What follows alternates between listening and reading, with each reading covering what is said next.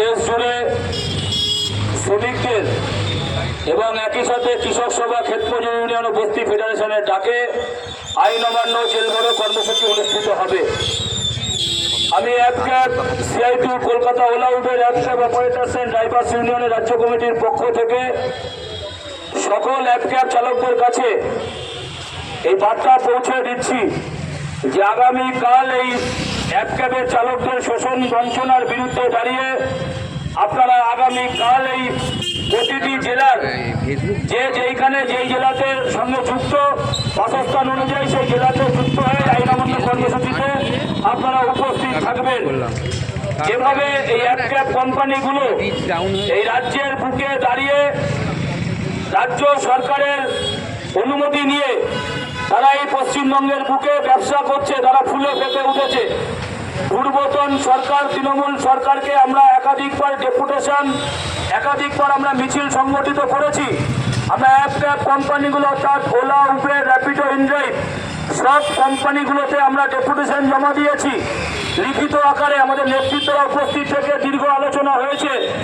আমরা সরকারের কাছে গিয়ে পরিবহন মন্ত্রীর কাছে আমরা ডেপুটেশন দিয়েছি যে আমাদের এই অ্যাপক্যাবের ড্রাইভারদের সুরাহার জন্য, কিন্তু পরিবহন মন্ত্রী এগ্রিগেটর আইন চালু করার আশ্বাস দিলেও তার পরবর্তীতে সরকার পরিবর্তন হয়েছে, এগ্রিগেটর আইন চালু হয়নি।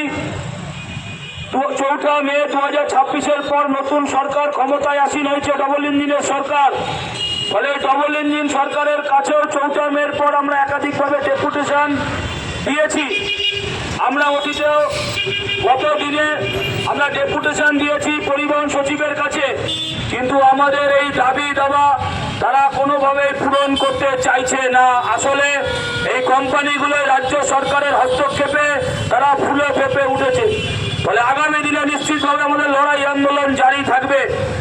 আপনারা দেখেছেন যে রাজ্য সরকারের পক্ষ থেকে পূর্বতন সরকার এবং বর্তমানের যে সরকার আছেন তারা ঘোষণা করেছে সিএনজিতে আরো বেশি বেশি করে পরিবহনকে যুক্ত করা হবে, অর্থাৎ সিএনজির গাড়িগুলো চলবে।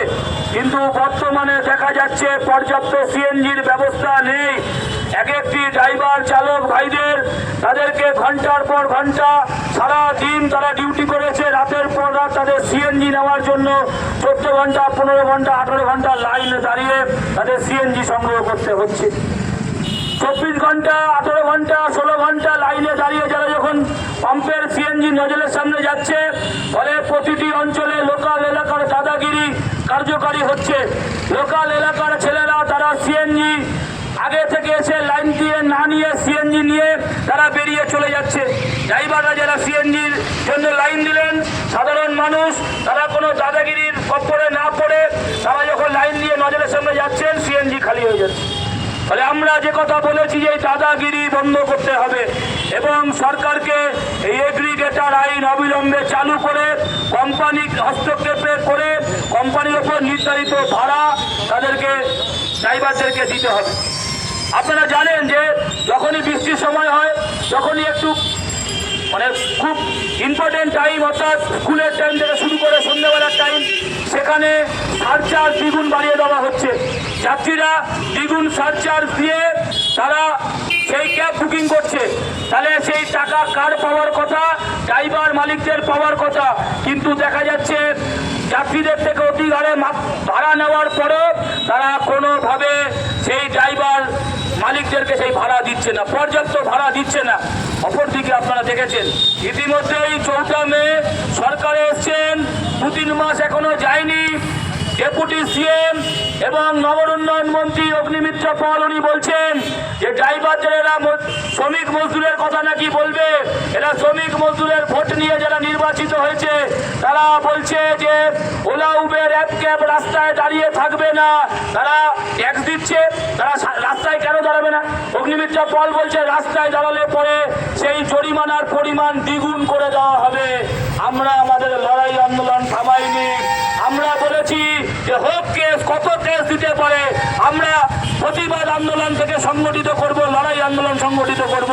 শ্রমিক মজদুর, শ্রমিক কৃষাণ ছাড়া যারা এই দেশকে স্বাধীন করেছে তারা এই দেশের প্রতি তাদের অবদান আছে।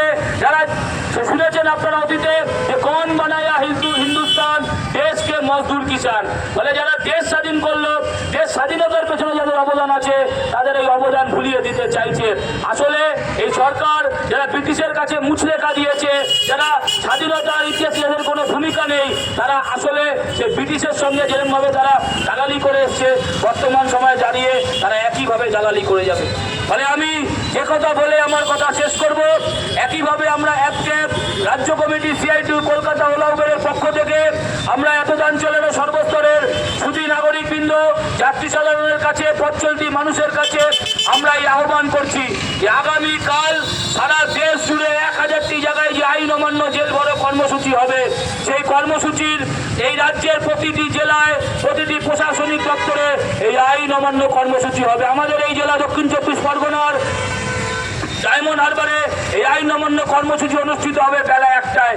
সর্বস্তরের সাধারণের কাছে, যাত্রী সাধারণের কাছে, পরিবহন বন্ধুদের কাছে আমরা অনুরোধ করব যে আগামীকাল ডায়মন্ড হারবারে বেলা 1টায় উপস্থিত হন এবং এই ডবল ইঞ্জিনের সরকার, কেন্দ্রের নরেন্দ্র মোদী সরকারের জনবিরোধী মানুষ মারা নীতির বিরুদ্ধে দাঁড়িয়ে আগামীকাল ডায়মন্ড হারবারে আপনারা উপস্থিত হন। দেখা হবে আগামীকাল ঐতিহাসিক জমায়েতে, ঐতিহাসিক মিছিলে ডায়মন্ড হারবারে বেলা 1টায়। ধন্যবাদ, শুভেচ্ছা।